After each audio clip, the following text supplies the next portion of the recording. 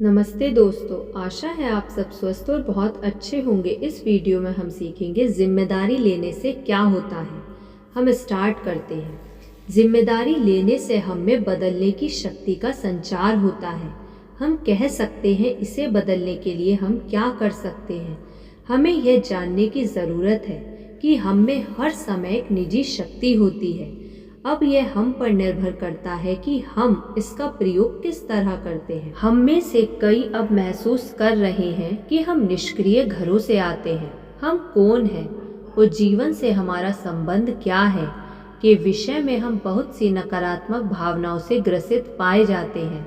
मेरा बचपन हिंसा से भरा हुआ था, जिसमें यौन दुराचार भी शामिल है। मैं प्रेम व लगाव के लिए तड़पती रही और मेरा कोई आत्मसम्मान नहीं था।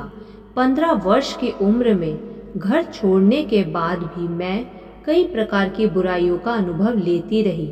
तब तक मुझे आभास ही नहीं था कि प्रारंभिक जीवन में अर्जित की गई सोच और भाव के ढांचे ही इन बुराइयों के लिए जिम्मेदार थे। बच्चे प्रियाएं अपने आसपास के वयस्क लोगों के मानसिक वातावरण के अनुरूप ढलते हैं। इसलिए प्रारंभ से मैंने भय व दुराचार के विषय में जाना और बड़े होने के साथ साथ मैं निरंतर उन्हीं अनुभवों को पुनर्निर्मित करती रही। निश्चित तौर पर यह समझ मुझ में नहीं थी कि मुझ में इन सबको बदलने की सामर्थ्य है।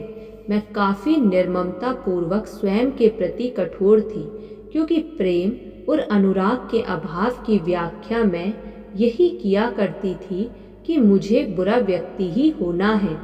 अपने जीवन में इस चरण तक जिन भी घटनाओं को आपको अनुभव हुआ है, वे सभी आपके भूतकाल के विचारों व मान्यताओं से निर्मित हुए हैं। अपने अतीत को शर्मिंदगी से ना देखें। भूतकाल को अपने जीवन की समृद्धि और पूर्णता के हिस्से के रूप में देखें। इस समृद्धि और पूर्णता के बगैर आज हम यहाँ नहीं होते। आपने बेहतर नहीं किया, इसके लिए स्वयं को प्रताड़ित करने की कोई वजह नहीं है। आप जितना जानते थे उसके मुताबिक आपने अच्छे से अच्छा किया। अतीत को प्रेम में तिरोहित कर दीजिए और इस बात के प्रति आभार महसूस कीजिए कि इसकी वजह से आपको एक नई चेतना हासिल हुई। अतीत का अस्तित्व हमारे मनोमस्तिष्क में और इसके प्रति हमारे नज़रिए में होता है। यही वह चरण होता है जिसे हम जी रहे हैं। यही वह चरण है जिसे हम महसूस कर रहे हैं। यही वह क्षण है जिसे हम अनुभव कर रहे हैं। हम इस वक्त या अभी जो कर रहे हैं उससे ही कल का वास्तविक आधार निर्धारित होता है। इसलिए यही वह क्षण है जिसमें हमें निर्णय लेना है। आने वाले कल में हम कुछ नहीं कर सकते। बीते कल में भी हम कुछ नहीं कर सकते हैं। हम जो कुछ भी सोचने, विश्वास करने और कहने के लिए चुन रहे हैं वही महत्वपूर्ण है। अब होशो हवास में हम अपने विचारों और शब्दों का प्रभार लेने लग जाते हैं। तभी हमारे पास वह औजार आता है जिसका हम प्रयोग कर सकते हैं। मैं जानता हूँ कि यह सहज महसूस होता है, लेकिन हमेशा याद रखिए कि शक्ति का बिंदु वर्तमान क्षण में ही होता है। आपके लिए यह जानना काफ़ी महत्वपूर्ण है कि आपका मन आपके नियंत्रण में नहीं है। यदि आपका मन आपके नियंत्रण में है तो आपका उच्चतर स्वयं भी आपके नियंत्रण में है। तब आप उन पुराने विचारों को लेकर सोचना बंद कर सकते हैं। जब आपकी पुरानी सोच पुनः लौटने की कोशिश करते हुए कहती है, बदलना बड़ा कठिन है, मन की बागडोर संभालो। अपने मन से कहो, अब मैं यह यकीन करने का चुनाव करता हूँ कि परिवर्तन करना मेरे लिए बड़ा सरल हो रहा है। इससे पहले आपका मन यह स्वीकार करे कि आप इसके प्रभार में हैं और जो आप कहते हैं वही आपका आश्रय है। आपके मन में कई बार यह बात हो सकती है। कल्पना कीजिए कि आपके विचार पानी की बूंदों की तरह हैं। एक विचार या एक बूंद पानी से कोई बड़ा फर्क नहीं पड़ता। जब और बार बार विचारों को दोहराते हैं तो सबसे पहले आपको गलीचे पर एक दाग नज़र आता है, फिर एक छिछले पानी की पोखरी और फिर तालाब नज़र आता है, तथा जब ये विचार लगातार चलते रहते हैं तो वे एक झील में बदलकर अंततः सागर में परिवर्तित हो जाते हैं।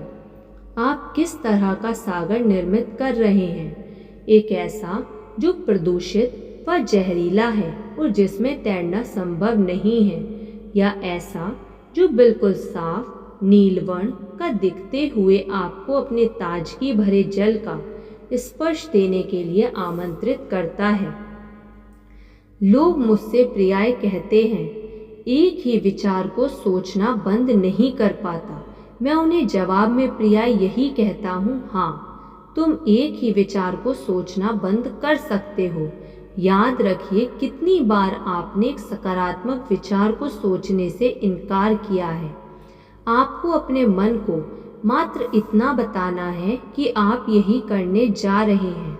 आपको नकारात्मक विचार को बंद करने के लिए अपनी मानसिकता तैयार करनी है।